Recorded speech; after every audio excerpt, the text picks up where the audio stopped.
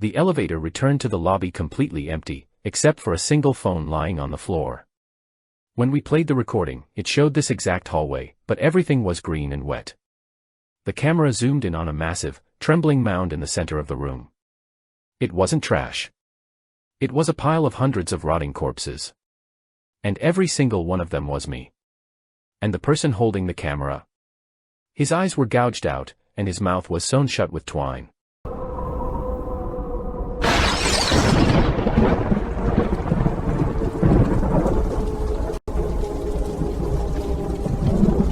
The wind howled through the rusted ventilation shafts of the derelict housing complex on the desolate outskirts of Detroit, a mournful sound that twisted together with the distant, rising wail of police sirens.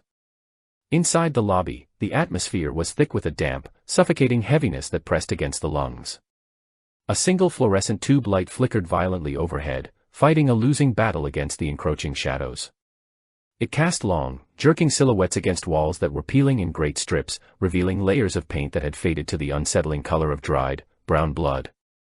The building felt less like a structure of brick and mortar and more like a dying organism, breathing shallowly in the dark. 4 teenagers stood clustered together near the center of the room, their sneakers squeaking softly on the industrial carpeting that was sticky with years of spilled soda and accumulated grime.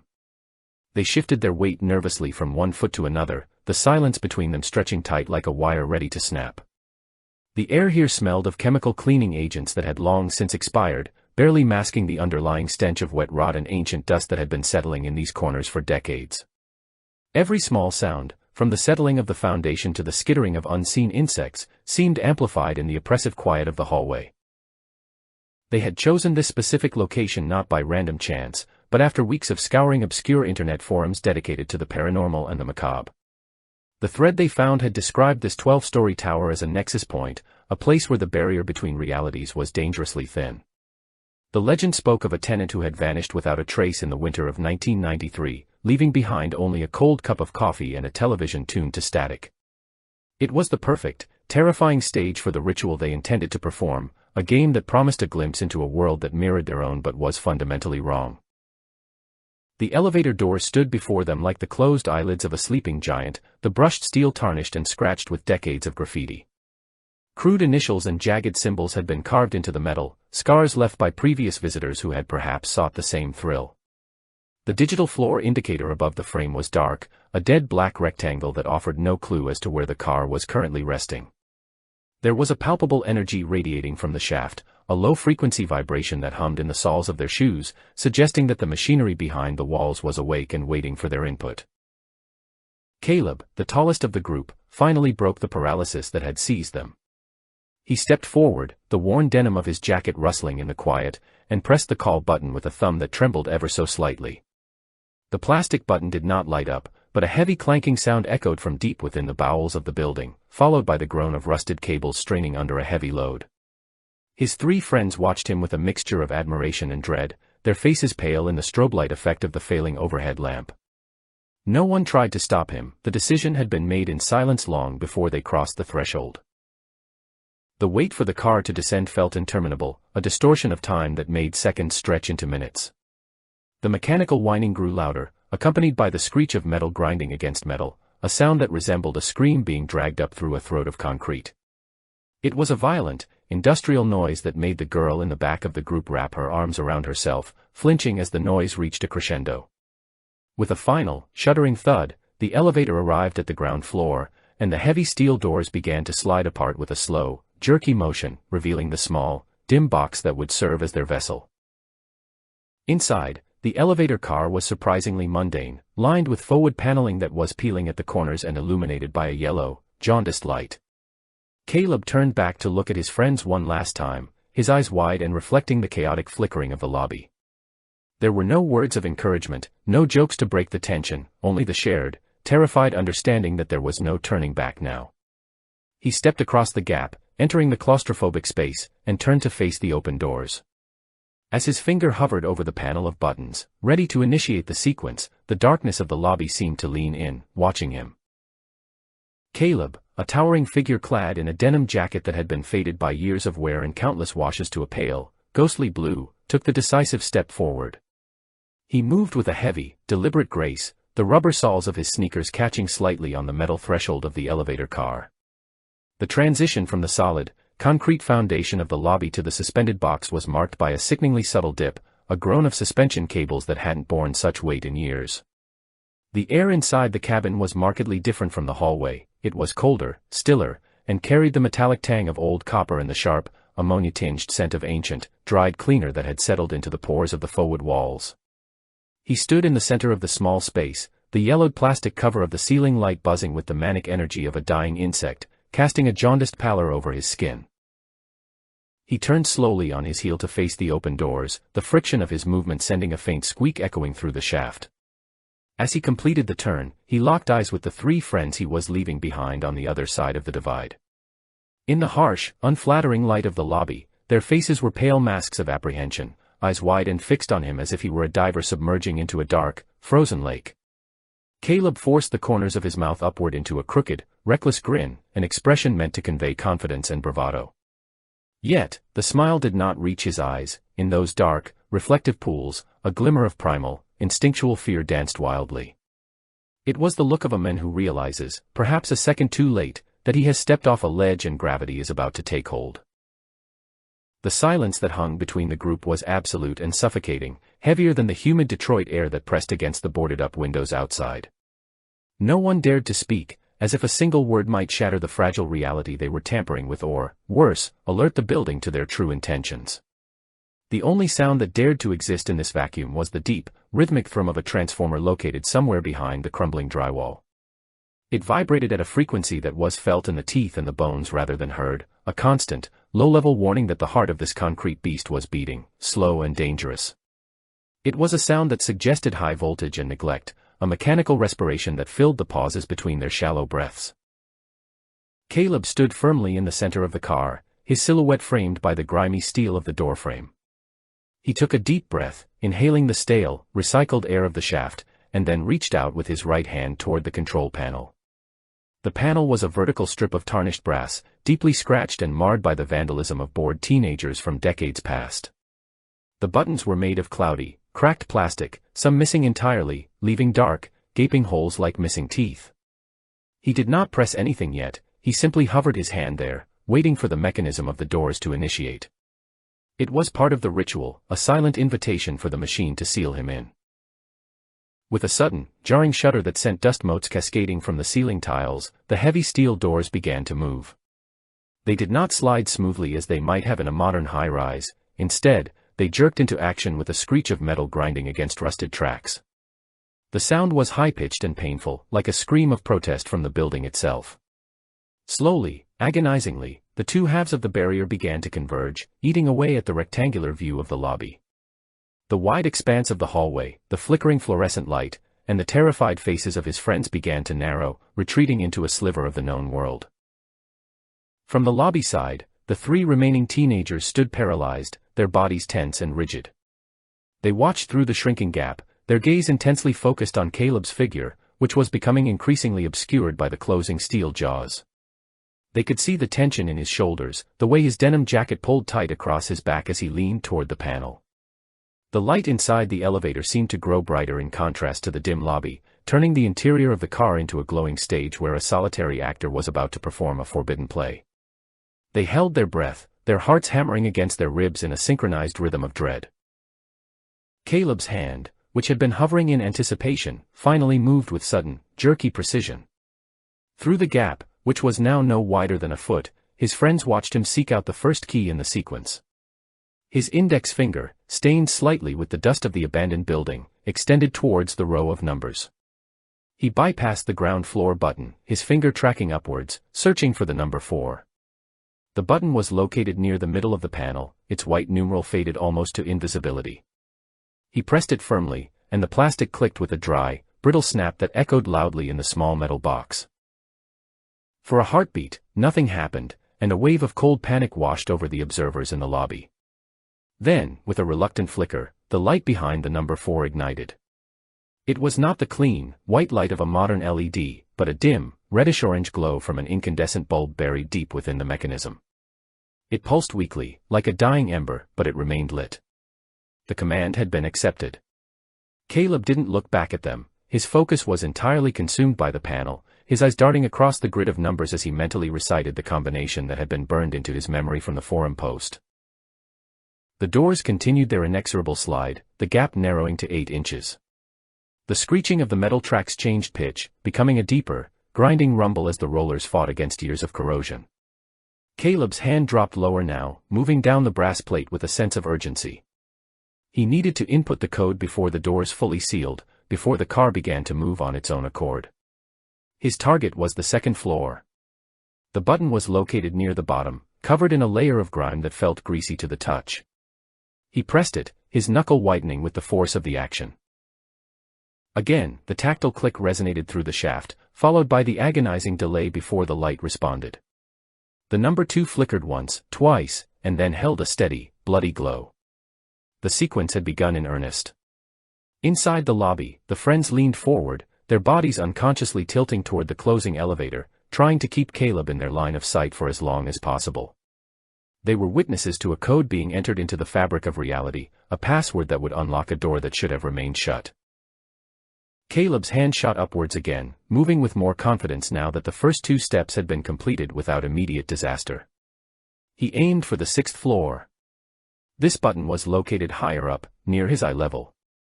The plastic cover was cracked down the middle, a jagged fissure that distorted the shape of the number. He pressed his thumb against the fissure, pushing the button deep into its socket.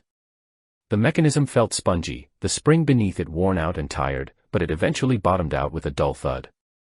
The light flared to life instantly this time, a sudden burst of amber that illuminated the sweat beading on Caleb's forehead. The gap between the doors was now only 6 inches wide. A slice of Caleb's face was visible, bathed in the sickly light of the control panel. His expression had shifted from the forced grin to a mask of intense concentration. His lips moved silently, mouthing the numbers as he executed them, a mantra of protection and intent. He moved his hand down again, returning to the lower section of the panel. The repetition was part of the key. The elevator had to be confused, forced to travel in a non-linear path that defied its programming. He pressed the button for the 2nd floor once more. The repetition felt wrong, illogical. Why would one summon the elevator to a floor, leave, and then immediately return? But logic had no place here. The ritual relied on the breaking of patterns, on the imposition of a chaotic will upon a binary system. The button for the 2nd floor was already lit from the previous press, but Caleb pushed it again, ensuring the command was registered in the machine's memory stack. The light blinked off for a fraction of a second and then returned, a visual confirmation that the redundancy had been noted by the ancient computer controlling the lift. The doors were now mere inches apart, a vertical slit of light cutting through the gloom of the lobby. The friends could only see a sliver of Caleb's denim jacket and the frantic movement of his hand. He reached high, stretching his arm to the very top of the panel. The 10th floor. It was one of the highest points in the building, near the roof where the wind howled unrestricted. The button for the 10th floor was pristine, untouched by the graffiti that marred the lower levels, perhaps because few people ever ventured that high in this decaying monolith. Caleb's finger struck the button for the 10th floor with a decisive jab. The sound was sharp, piercing the low hum of the transformer. The light behind the number 10 blazed into existence, a beacon at the top of the brass strip. The elevator car gave a sudden lurch, a preemptive tremble as if eager to begin the ascent, but the doors had not yet fully kissed. There was one final step, one final instruction that would serve as the bridge. Caleb's hand descended one last time, aiming for the absolute center of the panel, the fulcrum upon which the entire ritual balanced. The 5th floor. It was the middle ground, the suspended space between the earth and the sky. In the lore of the game, the 5th floor was the destination, the place where the passenger would be joined by the other. Caleb's finger hovered over the number 5. Through the closing gap, which was now barely wide enough to see through, the friend saw the hesitation return. His hand shook violently. This was the point of no return. Once this button was pressed, the sequence was locked. With a sudden exhalation of breath that fogged the cold air in front of his face, Caleb pressed the button. The number 5 lit up, completing the constellation of glowing embers on the panel. 4. 2. 6. 2. 10. 5. The combination was set. As soon as the light for the 5th floor engaged, the grinding noise of the doors reached a crescendo. The steel slabs slammed together with a final, booming resonance that echoed like a gunshot through the empty lobby. The slice of light vanished, the view of Caleb and the panel was cut off, and the friends were left staring at the scratched, graffiti-covered exterior of the elevator doors. The machine groaned, the cables tightened, and the car began to move. The mechanism of the elevator awakened with a guttural, subterranean moan that vibrated through the very foundation of the building, a sound that seemed less like a machine starting and more like a massive, dormant beast being roused from a decades-long slumber. The motor, located somewhere high above in the penthouse machine room, engaged with a violent shudder that sent a cascade of dust drifting down from the acoustic tiles of the lobby ceiling. It was a heavy, grinding noise, the sound of gears that had lost their lubrication years ago forcing themselves to mesh together one more time. The cabin itself jerked upward with a sickening lurch, breaking the inertia that had held it at the ground floor, and began its slow, perilous journey into the concrete entrails of the high-rise. The three teenagers left behind in the lobby moved as a single entity, drawn magnetically toward the source of the noise. They pressed themselves against the painted steel of the shaft doors, ignoring the grime and the cold, sticky residue of old tape that clung to the surface. They needed to be close, they needed to bridge the gap between their safe, stagnant reality and the moving vessel that contained their friend. By pressing their ears against the metal, they transformed the doors into a giant stethoscope, allowing them to hear the internal organs of the building as it digested the intruder. The cold of the steel leached into their skin, numbing their cheeks, but they did not pull away. Through the conduction of the metal, the sounds of the shaft were amplified and distorted, turning into a symphony of industrial decay. They could hear the heavy, rhythmic thrum of the counterweight sliding down the rails in the darkness, passing the rising car with a rush of displaced air. The cables, thick ropes of braided steel, sang a high-pitched song of tension, a harmonic whine that rose and fell with the speed of the ascent. It was a fragile sound, one that suggested the strands were stretched to their absolute limit, fraying microscopically with every foot of elevation gained. The building groaned around the shaft, the concrete walls amplifying the echoes until it sounded as though the entire structure was shifting its weight. They tracked Caleb's progress not by sight, but by the changing pitch of the machinery and the duration of the travel. The first leg of the journey was short. The elevator climbed steadily, the whine of the motor holding a constant note, until it reached the fourth floor. The car came to a halt with a distinct, resonant clunk that shook the doors in the lobby. There was a pause, a stretch of silence that felt heavy and expectant. In that silence, the friends imagined the doors opening on the fourth floor, revealing an empty, dusty corridor.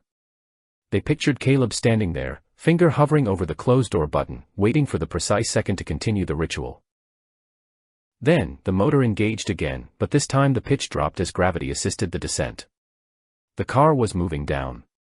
The cables slackened slightly, changing the timbre of their song from a scream to a low hum. The journey to the second floor was brief, a mere dip in the shaft. Another heavy thud marked the arrival. The building seemed to exhale, the vibration in the lobby floor subsiding for a moment. This was the rhythm of the game, a call and response between the boy and the machine. Up, stop. Down, stop. It was a binary code being tapped out on a massive scale, a message being sent to whatever entity might be listening in the spaces between the floors. The next movement was upward again, a longer haul this time.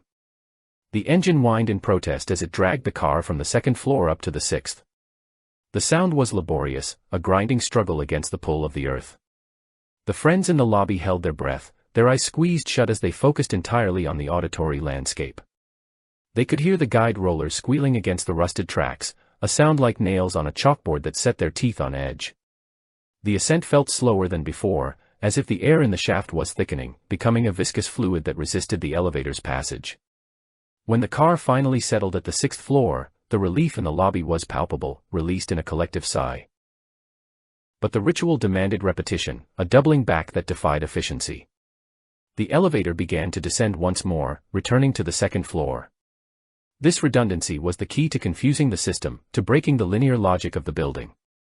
The sound of the return journey was identical to the first descent, a low, smooth hum, but the atmosphere in the lobby had shifted.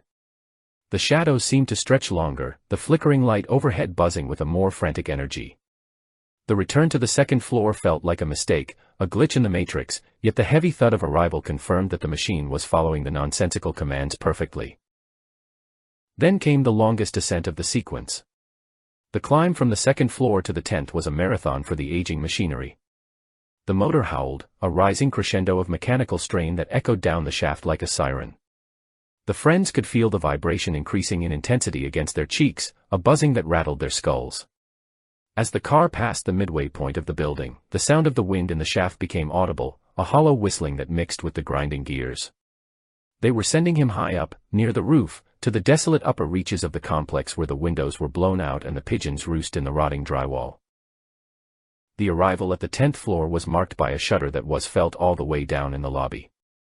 The car hit the stops with a force that suggested a lack of precise calibration. For a long moment, there was silence. The wind howled louder now, whistling down from the heights, carrying with it the chill of the Detroit night. They imagined Caleb alone up there, suspended in the dark box, perhaps looking out at the city lights through the crack in the doors, or perhaps staring into a darkness that was absolute. The 10th floor was the peak of the ritual, the highest point he would reach before the final descent to the meeting place.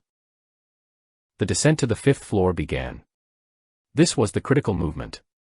The lore stated that on the 5th floor, the player might encounter the woman, an entity that would enter the elevator but must not be spoken to or looked at. The motor's hum was lower, more controlled, as the car slid down past the 9th, 8th, 7th, and 6th floors. The journey felt incredibly long, the sound of the cables deepening into a bass note that resonated in the chests of the listeners. When the elevator finally stopped at the 5th floor, the silence that followed was absolute. It was a heavy, suffocating silence, devoid of the wind or the settling of the building. The three friends pulled back slightly from the doors, exchanging nervous glances. This was the moment. The doors on the 5th floor were open. Caleb was exposed. Was he seeing her? Was something stepping into the car with him? The seconds ticked by, agonizingly slow. 1 minute. 2 minutes. The silence stretched until it became a physical weight, pressing down on their shoulders. They strained their ears, hoping to hear a scream, a laugh, anything to indicate that Caleb was still part of their reality. But the shaft remained mute, a deep, dark throat that had swallowed their friend whole and refused to speak.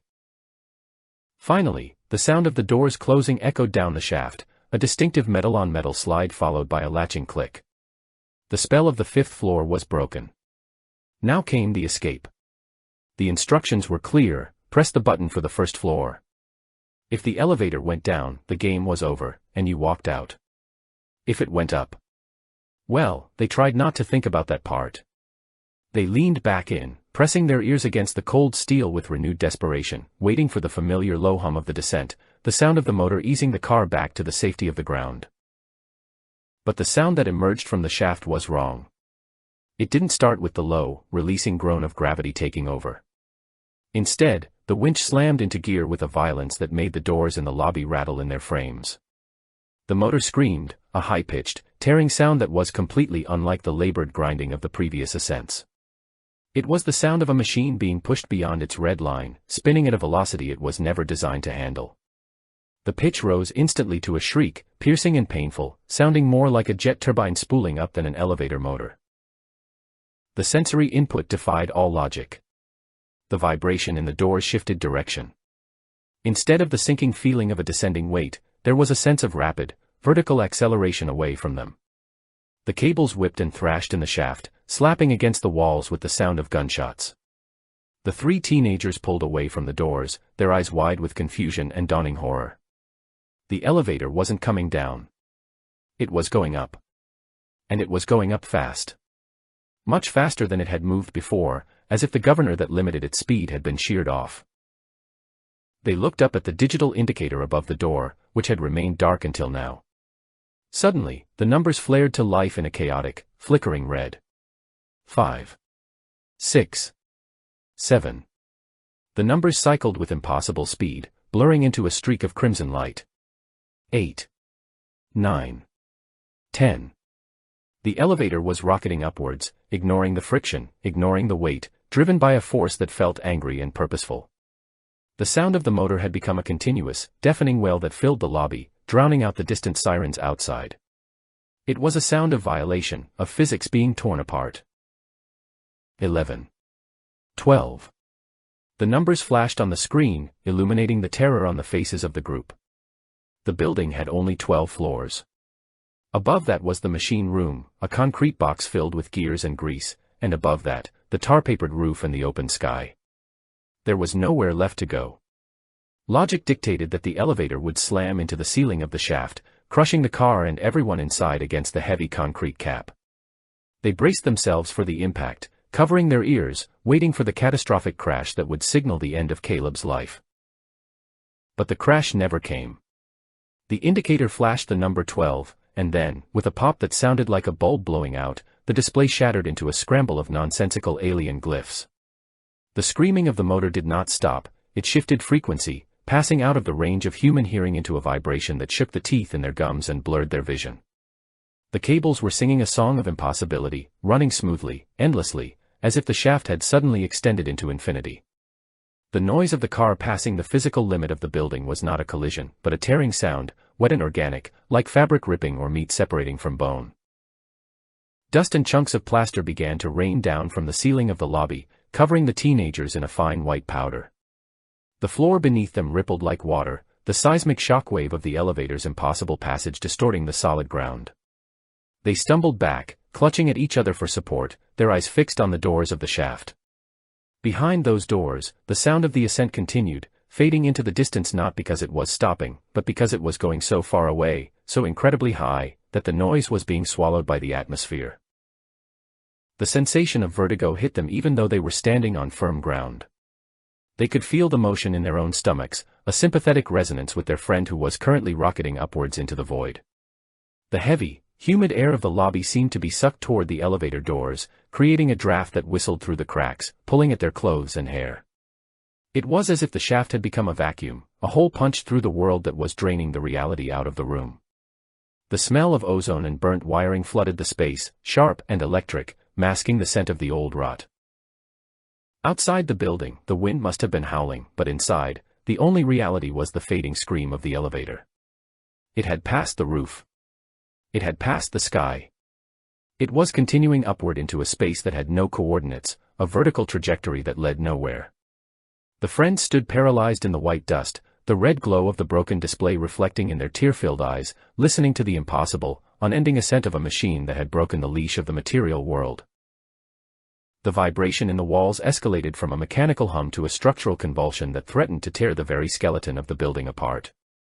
It was no longer just the sound of machinery operating beyond its capacity, it was the screaming protest of concrete and steel being subjected to forces they were never engineered to withstand. The studs behind the drywall groaned like dying trees in a hurricane, and fine hairline cracks began to race across the painted surfaces of the lobby like spiderwebs spun in fast forward. The three teenagers recoiled, stumbling backward over the sticky carpet, their hands instinctively flying up to protect their heads as the building shook with the violence of a localized earthquake. The air grew thick and choked with the sudden release of particulates, a dry, suffocating fog that tasted of limestone and ancient neglect. From the ceiling above, the acoustic tiles, water-stained and warped by years of leaks, began to disintegrate under the sheer frequency of the tremors. Plaster dust rained down upon the lobby in a thick, relentless curtain, coating the grime of the floor in a pristine, white layer that looked disturbingly like fresh snow. It fell in heavy clumps and fine powder alike, catching the flickering light of the dying fluorescent tube and turning the air into a swirling blizzard of debris. The contrast was jarring and surreal, a winter storm manifesting inside a humid, rotting hallway in Detroit. The dust settled on their eyelashes and hair, turning them into ghostly statues, while the floor around the elevator entrance became a landscape of white rubble, masking the dark stains of the carpet beneath a facade of purity. The friends scrambled further away, their backs hitting the far wall of the lobby, their eyes wide and locked onto the digital display above the elevator doors. The numbers, which had previously counted up with impossible speed, had now abandoned all pretense of functionality. The red LED segments were flashing in a chaotic, strobe-like rhythm, forming jagged, nonsensical glyphs that bore no resemblance to human arithmetic. It was as if the computer controlling the lift was screaming in a digital language, trying to interpret coordinates that did not exist in this dimension. The red light pulsed with an angry, rhythmic intensity, bathing the falling plaster dust in the color of an open wound, creating a hellish strobe effect that made the destruction seem to move in stop motion. In their minds, fueled by the terrifying sensory overload, the image of what was happening in the shaft became vivid and horrific. They imagined the elevator car not merely stopping at the top of the shaft, but smashing through the roof mechanism, shattering the concrete cap, and rocketing upwards into the night sky. But the sound suggested something even worse than a physical breach. The pitch of the motor had gone beyond a scream into a sonic tear. It felt as if Caleb was being launched not into the atmosphere, but into a void, punching a hole through the ceiling of reality itself and disappearing into a black, infinite nothingness where physics held no sway. The sensation of upward momentum was so strong that the friends felt a phantom vertigo, a lurching in their guts as if gravity had momentarily reversed. Then, with a suddenness that was more jarring than the noise itself, the chaos severed. The roaring motor, the screaming cables, the grinding of the building's bones, it all vanished in a single microsecond, as if a cosmic switch had been thrown. The vibration in the floor ceased instantly, leaving their nerves humming with phantom tremors. The silence that rushed in to fill the vacuum was not peaceful, it was absolute, heavy, and ringing. It pressed against their eardrums with a physical weight, a vacuum of sound that sucked the breath from their lungs. The only noise remaining was the soft, whispery settling of the plaster dust as it continued to drift down from the ruined ceiling, a gentle hiss that sounded impossibly loud in the new stillness. For a long, agonizing stretch of time, nobody moved. The three friends stood frozen against the back wall, their chests heaving as they fought to process the transition from bedlam to nothingness. 1 minute passed, marked only by the frantic beating of their own hearts which pounded against their ribs like trapped birds. The silence stretched out, thick and elastic, warping their perception of duration. It felt as though they had been standing there for hours, waiting for the inevitable crash, the sound of the elevator plummeting back to earth and destroying itself in the basement. But the crash never came.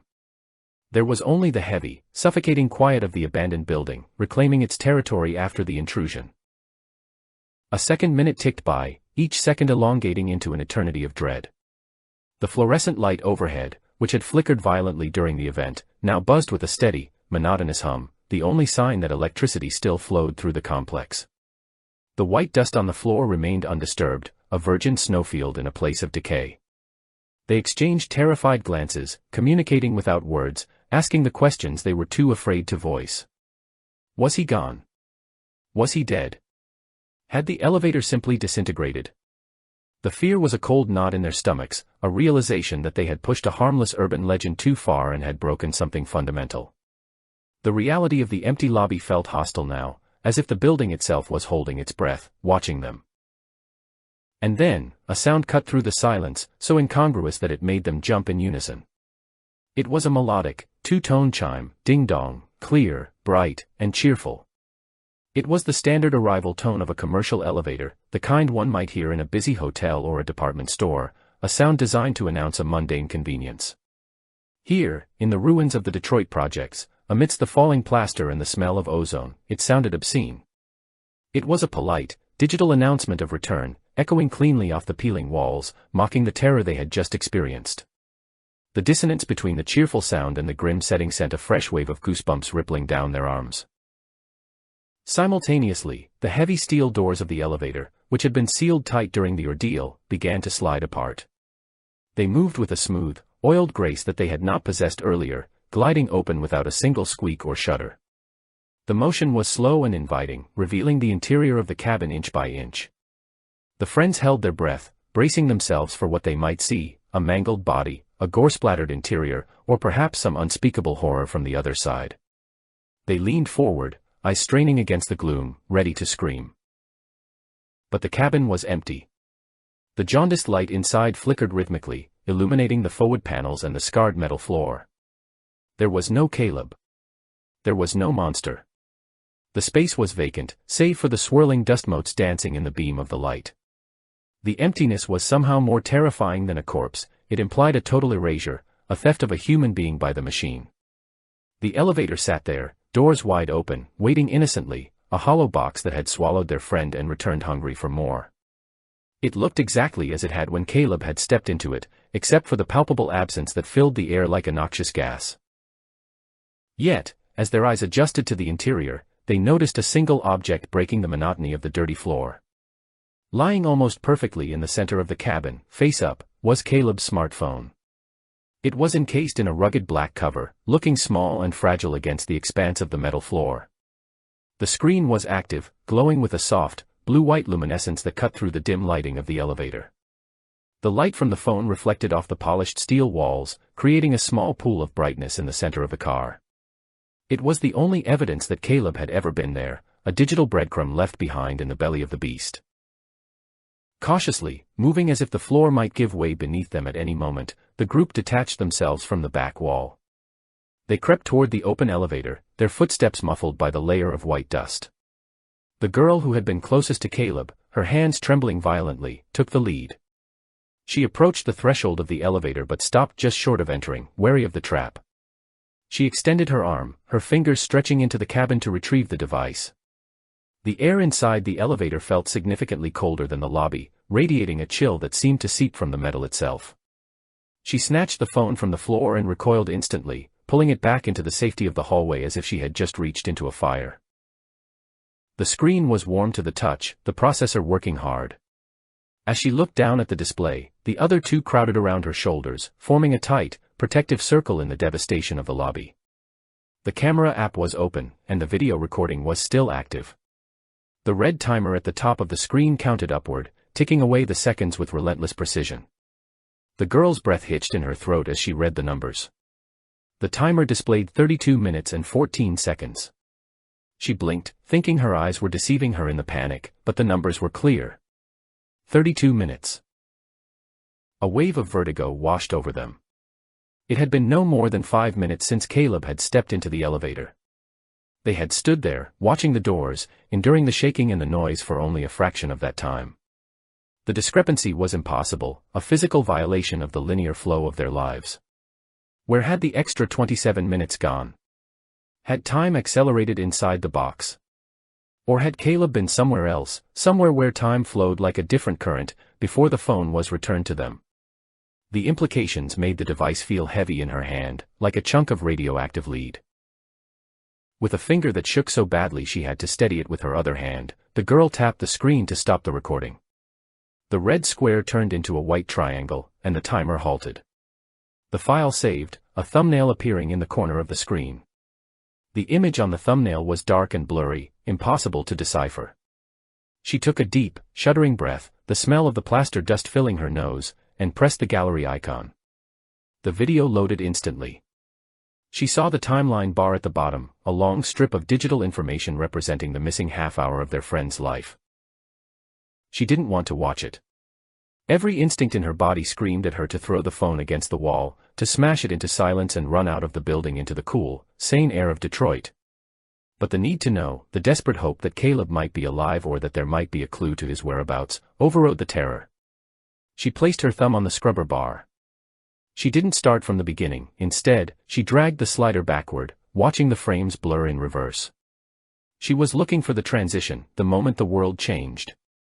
She stopped scrubbing when she saw the timestamp that corresponded to the moment the doors had opened on the 5th floor, the critical juncture of the ritual. The video froze on a frame of the closed steel doors, just before they began to part. The three friends huddled together in the suffocating gloom of the derelict lobby, their bodies forming a tight, trembling triangle around the faint, bluish glow of the smartphone screen. The air around them was still thick with the white plaster dust that had rained down during the elevator's impossible ascent, coating their hair and shoulders like the ash from a volcanic eruption.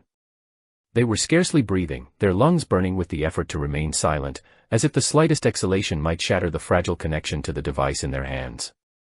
The cracked screen of the phone was the only source of illumination in the vast, shadowed hall, turning their pale, frightened faces into ghostly masks that hovered in the darkness. The girl holding the phone steadied her shaking hands against her knees, her thumbs hovering over the timeline of the video player, freezing the image on the exact millisecond before the elevator doors began to part.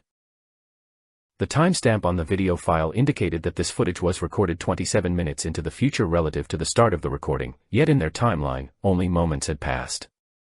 The cognitive dissonance made their heads swim, a sickening sensation of vertigo that had nothing to do with physical movement. They were staring into a lost interval, a pocket of time that had been stolen from them and stored within the silicon memory of the device. The girl took a sharp, ragged breath that hissed through her teeth, the sound loud in the dead silence of the building, and pressed her thumb against the play icon. The digital interface vanished, leaving only the raw, shaky footage of the elevator interior. The video began to play, the timeline bar inching forward with agonizing slowness, dragging them into the reality of what Caleb had seen. On the small screen, the image was grainy, suffering from the low-light conditions of the elevator car. Digital noise danced in the shadows of the frame, swarming like microscopic insects. They could hear the audio clearly, a distorted, amplified recording of the elevator's mechanical hum, overlaying the harsh, ragged sound of Caleb's breathing. It was the breathing of someone in the grip of terror, quick, shallow gasps that caught in the throat. The camera, held in his hand, bobbed slightly with the rhythm of his respiration, making the frame sway in a nauseating hypnotic motion. He was facing the doors, the steel panels filling the view, scratched and marred by years of abuse. For a second, nothing happened, just the static shot of the closed doors and the sound of that terrified breathing echoing in the small metal box. Then, the doors in the video began to move. It was not the jerky, screeching motion they had witnessed from the outside. In the recording, the steel slabs glided apart with a smooth, silent fluidity that seemed almost organic, like skin retracting from a wound. As the gap between the doors widened, the three friends leaned in closer, their foreheads almost touching, their eyes wide and burning with the strain of trying to see into the pixelated darkness.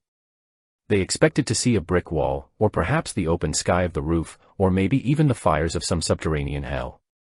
They braced themselves for a monster, for a void, for something that would scream at them from the other side of the screen. Instead, as the aperture widened to reveal the world outside the elevator, a collective gasp of confusion and horror escaped their lips. The camera's auto-exposure adjusted violently, the image flaring white for a split second before settling into focus. What they saw was not a different world, at least not in the geographical sense.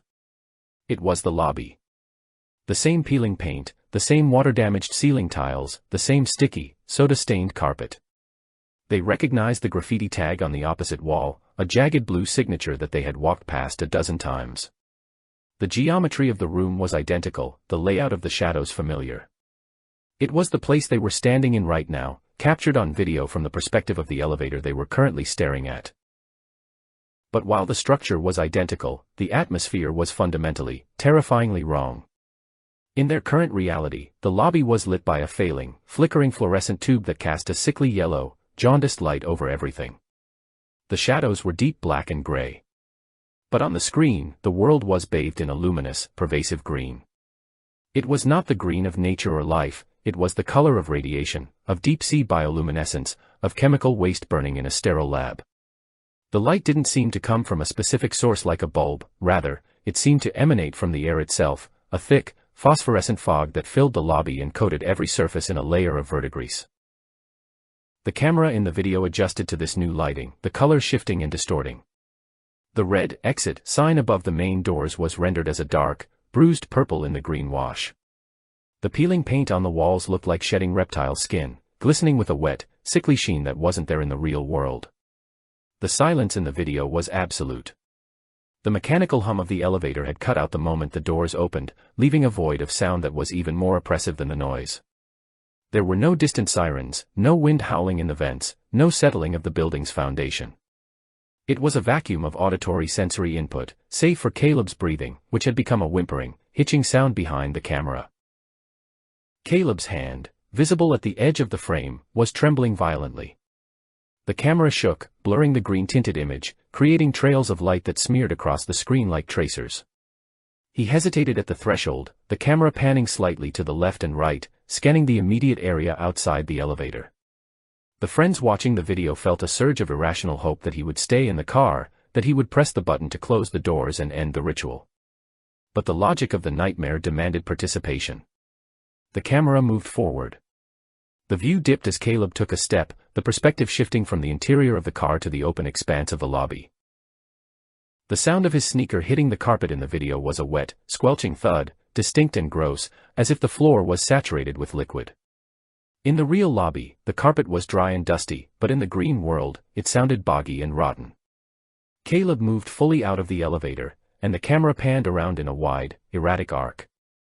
This was the moment the horror truly settled into the stomachs of the watchers. As the lens swept across the lobby, it captured the space where the three of them should have been standing. In the real world, they had been waiting right there, huddled by the wall. But on the screen, the lobby was empty. There was no sign of them. No huddle of teenagers, no anxious faces, no movement. The lobby was completely, devastatingly abandoned. It was as if they had never existed, or as if Caleb had traveled to a version of reality where he was the last person on Earth. The absence of their own bodies in the footage struck them with a force harder than any monster could have. It triggered a deep, existential dread, a feeling of being erased. They looked up from the screen, scanning the real lobby with frantic eyes, reassuring themselves that they were still there, still solid, still breathing the dusty air. But when they looked back down at the phone, the emptiness of the green room mocked them. The camera view steadied as Caleb stopped moving, apparently paralyzed by the same realization. The lens focused on the dust motes floating in the air. In the green light, the dust didn't look like plaster, it looked like spores, tiny, glowing particles drifting in a stagnant current. They swirled around the lens, catching the light, creating a hazy, dreamlike quality that made the sharp edges of the hallway soften and blur. The video resolution seemed to degrade slightly, the compression artifacts becoming blocky and intrusive, as if the digital file itself was rotting along with the building.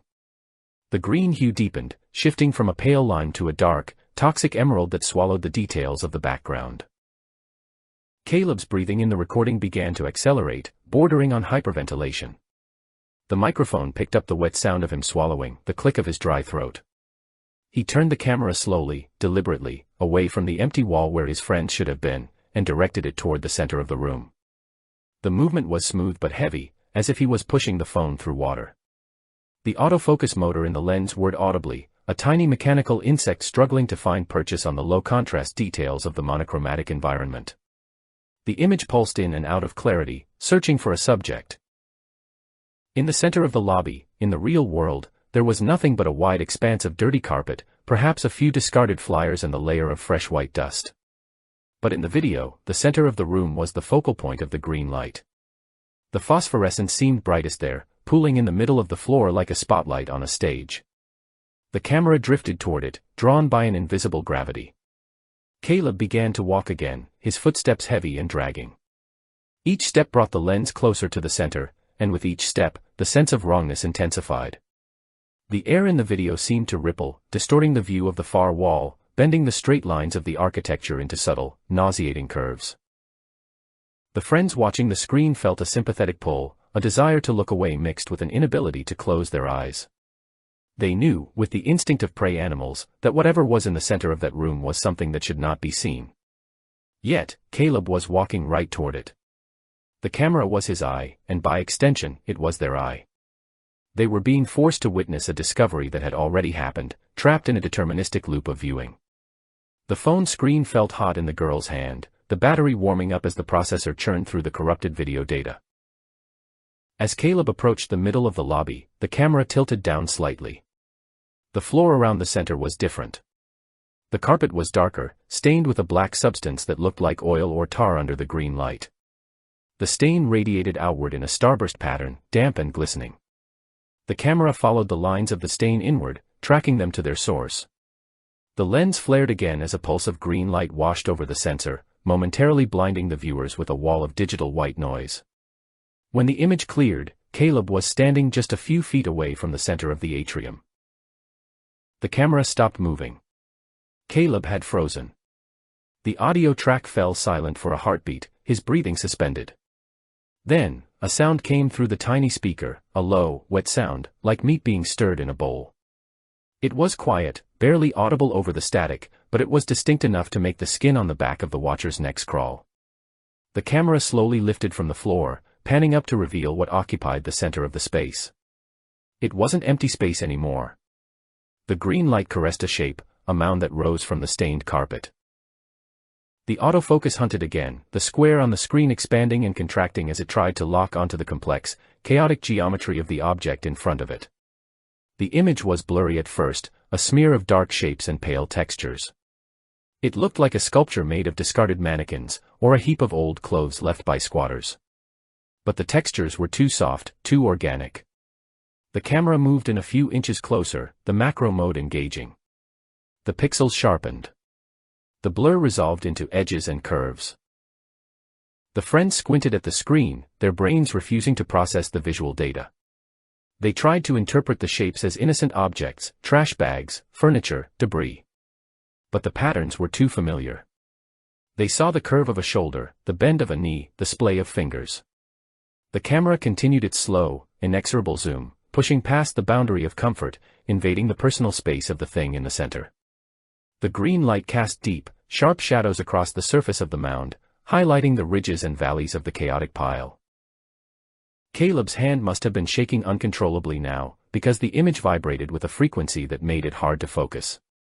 He let out a whimper, a sound of pure, distilled regression, like a child waking from a nightmare. The camera tilted up further, tracing the height of the mound. It was tall, reaching up toward the waist height of the camera operator. It was a dense, tangled mass, a knot of matter that defied gravity. The camera finally locked focus, the little green square on the screen turning solid, confirming that the subject was sharp.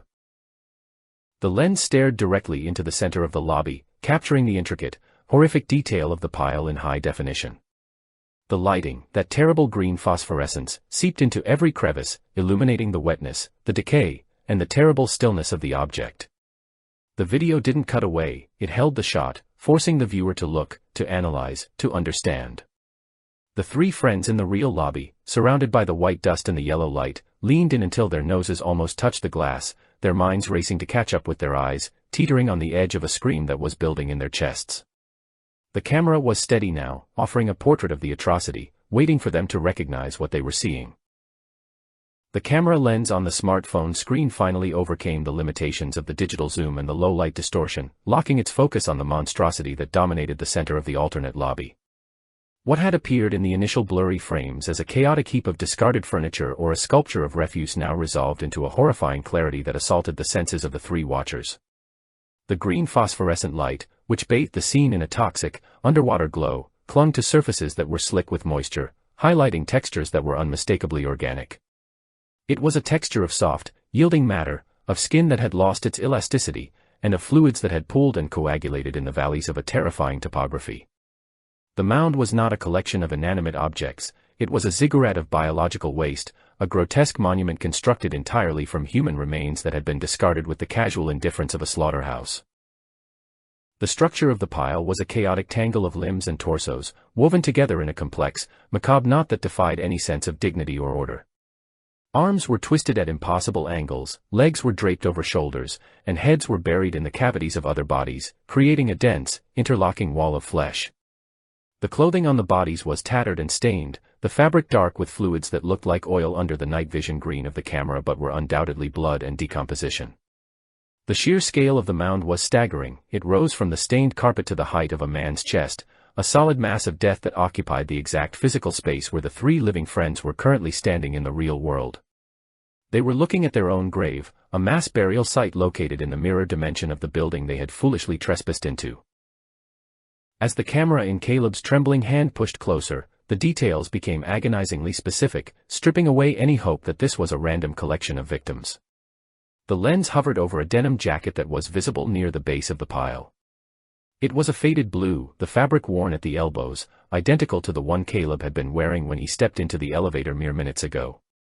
But this jacket was draped over a ribcage that had been crushed inward, the denim soaked in a dark, viscous liquid. Above it, a sneaker protruded from the mass, a high top with a distinctive scuff mark on the rubber toe cap. The girl holding the phone felt a scream trapped in her throat as she recognized her own shoe, the very same one she was wearing on her right foot at that exact moment. The realization hit them with the force of a physical blow, the bodies in the pile were not strangers. The horror deepened as the camera panned slowly upward, traversing the layers of the mound like an archaeologist documenting a site of mass extinction. The faces began to emerge from the tangle, frozen in rictus masks of agony and terror. There were hundreds of them.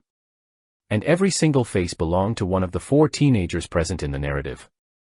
There were dozens of copies of the girl holding the phone, dozens of the boy standing to her left, and dozens of the quiet one on her right. They were stacked like cordwood, layer upon layer of identical corpses, a visual testament to a time loop or a dimensional fracture that had been repeating this slaughter for an eternity.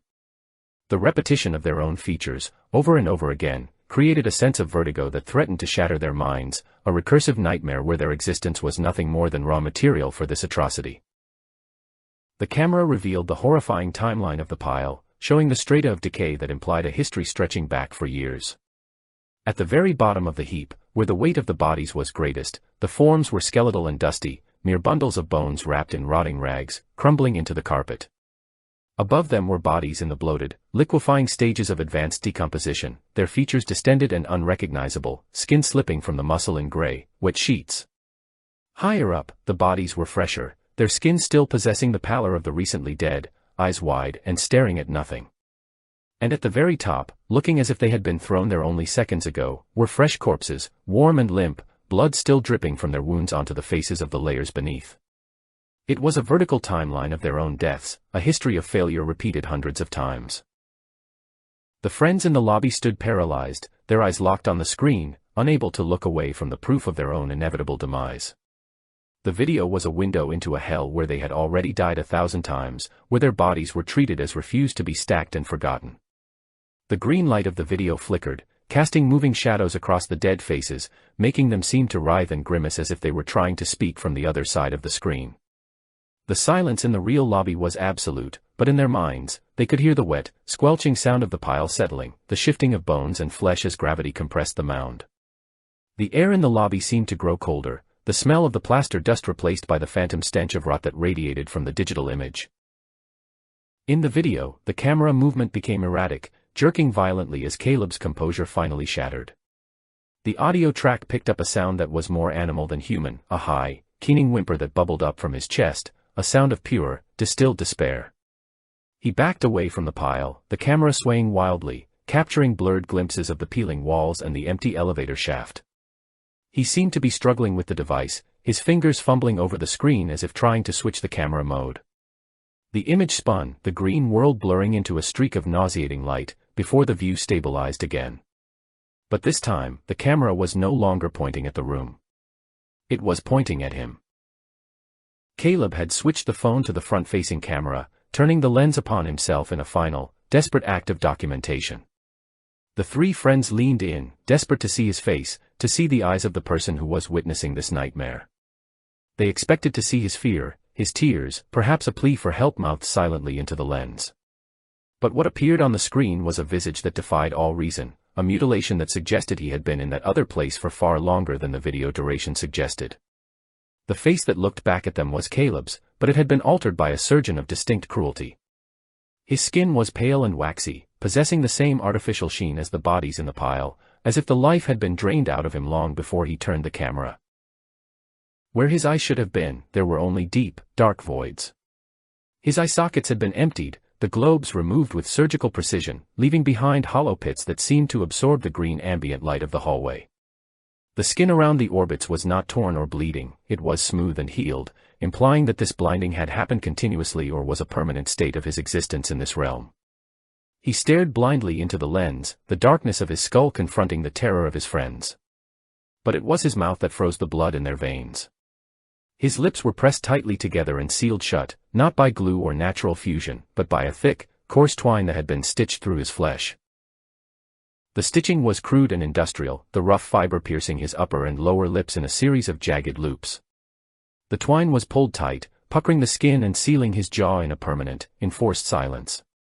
There was no blood around the punctures, only the dark, dry holes where the needle had passed through.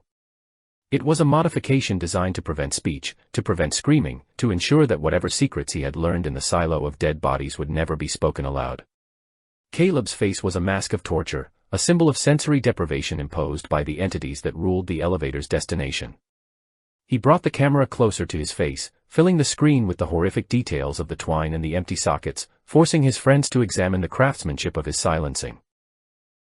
On the screen, the blind Caleb tilted his head slightly, as if listening to something that the microphone could not pick up. His chest heaved with the effort of breathing through his nose, the only sound a wet, whistling rasp. He reached out with his free hand, his fingers groping toward the lens, as if trying to touch the glass of the screen from the inside. It was a gesture of longing, of a desire to break through the barrier of the digital file and return to the world of the living. But the barrier was absolute. The image began to degrade, the digital artifacts consuming his face, breaking his features down into blocks of green and black pixels. The battery indicator in the corner of the screen flashed red, a final warning that the connection was about to be severed. The screen flickered once, the image of the sewn mouth and hollow eyes burning into their retinas like a flashbulb afterimage. Then, the phone died. The backlight cut out instantly, plunging the small device into dormancy. The darkness that followed was not merely the absence of light, it was a physical weight that crashed down upon the lobby. The faint illumination from the screen vanished, leaving the three teenagers standing in utter, pitch-black obscurity. The fluorescent light overhead, which had been flickering, chose that exact moment to give up its ghost, the filament burning out with a distinct pop. The lobby was now a tomb, devoid of sight, devoid of the digital window that had been their only focus. Panic, cold and sharp, seized them in the darkness. They were blind, just like the Caleb in the video, stripped of their primary sense and left defenseless in the belly of the hostile building. They could hear each other's breathing, ragged and fast, bordering on hyperventilation. The memory of the corpse pile was vivid in their minds, the knowledge that they were standing on the exact spot where the mound of their own dead bodies rose in the other world. They felt the phantom touch of cold, dead hands grabbing at their ankles, the sensation of sliding down a slope of rotting flesh. They reached out for one another in the dark, their hands colliding, fingers gripping clothes and skin with bruising force, desperate for a tether to reality. And then, a sound sliced through the suffocating silence of the lobby, a sound that stopped their hearts in their chests. It was a sound they had heard before, a sound that belonged to the world of mundane commerce and hotels, not to this nightmare of concrete and blood. It was the two-tone electronic chime of the elevator arrival. Ding-dong. The note was crystal clear, painfully loud in the acoustic vacuum of the hallway, echoing off the peeling walls with a cheerful, melodic resonance that was utterly terrifying in its implication. It came from directly behind them, from the shaft that they had turned their backs on to watch the video. The sound was followed immediately by the smooth, oiled slide of the heavy steel doors opening. There was no grinding of rust, no screech of metal this time. The mechanism worked with a silent, predatory perfection. A draft of cold, stagnant air washed over the backs of their necks, carrying with it a smell that they now recognized instantly, the sweet, cloying scent of copper, old flowers, and deep, wet rot. It was the smell of the green room, the smell of the pile, leaking into their world. The doors opened fully, revealing the open maw of the elevator car, waiting for them in the darkness. They did not turn around. They could not turn around. The biological imperative to flee battled with the paralysis of absolute terror. They knew, with a certainty that settled deep in their marrow, that the elevator was not empty. They knew that something had come down to collect the raw materials for the next layer of the mound. The open doors behind them felt like a gravitational singularity, pulling at them, demanding that they complete the cycle. In the darkness, the only sound was the soft, wet step of something exiting the elevator onto the dusty carpet, and the faint, rasping whistle of breath passing through a mouth sewn shut with twine.